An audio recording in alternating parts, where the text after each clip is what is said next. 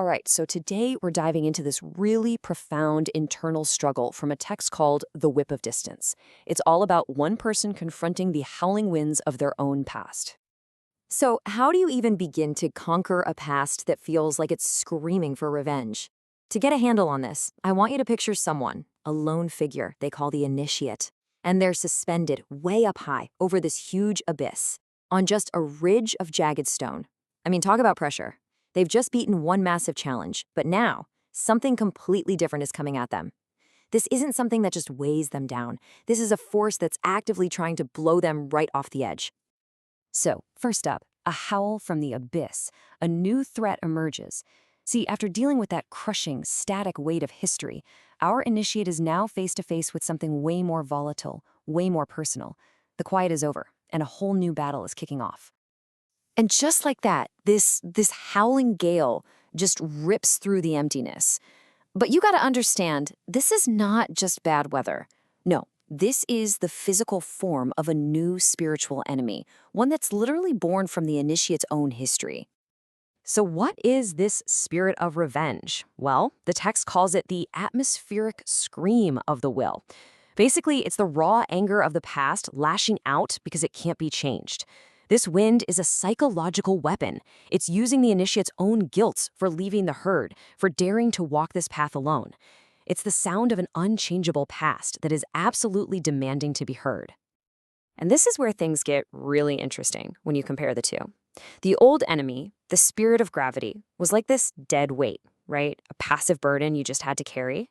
But this new foe, the spirit of revenge, is a full-on active assault. It's not just a weight anymore. It's an accusation. It's a living force that's trying to shove the initiate right off their path. Okay, on to our next section, the anchor of pity. This is all about the walker's greatest weakness. And this wind, man, it knows exactly where to hit. It's aiming right for the initiate's connection to the world they left behind, targeting the one single emotion that could bring this whole thing crashing down. So what is this great weakness? Well, as the initiate is up there, looking down at the cities below, these small square boxes of logic, this powerful, dangerous feeling starts to creep in, and it threatens to throw them completely off balance.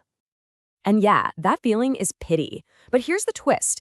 In this story, pity is not a virtue, not at all. It's a dangerous anchor. It's this heavy, dragging force that's tempting our hero to just give up, to abandon this insane, difficult journey, and fall right back into the safe, predictable comfort of the herd they fought so hard to escape. And the spirit of revenge just seizes on this.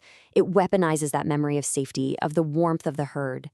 The wind is basically screaming accusations of arrogance, right? It's asking, who do you think you are, dancing over this chasm all by yourself while everyone else is down here? Which brings us to our third section, the whip of distance, a weapon of the will. So the big question is, how do you fight back? How do you survive a psychological storm that's made of your own feelings? Well, the answer is the whip of distance. And it's crucial to get this. This is not a physical weapon. It's a mental discipline. It's a supreme act of psychological separation. It's this powerful idea that to forge a truly new path, distance isn't just a nice to have, it is absolutely essential. So by cracking this metaphorical whip, the initiate is basically doing three things. First, they reject. They reject the whole idea that their identity is defined by the group they left. Second, they separate. They create the spiritual space between themselves and the herd, not out of pride, but out of pure necessity. And finally, they assert. They declare that this solitude isn't a curse. It's the very soil needed for something new and creative to grow. All right, on to section 4, dialogue with the wind. The will confronts the past. You see, this act of separation, it doesn't just make the wind go away, oh no. It actually leads to a head-on collision. The whole struggle boils down to what the source calls a Fichtean dialogue, which is basically a fierce, philosophical clash between that external force of the past and the internal, absolute will of the initiate. And this slide just lays out that duel perfectly. On one side, you've got the wind, the voice of the not I, screaming things like, "You can't change what was, you're guilty." It's trying to lock the initiate into the past. But then, on the other side, you have the absolute I, the initiate, firing back.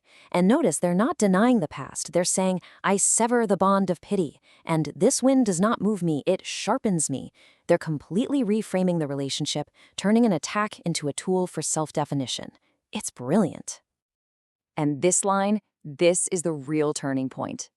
I am the lightning that strikes against the wind. Wow. Right there, the initiate is declaring they are not some passive victim being blown around by the storm.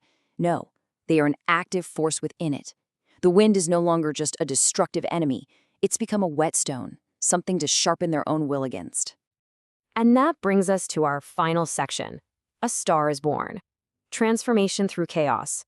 Because this incredible act of defiance, it sets off a chain reaction.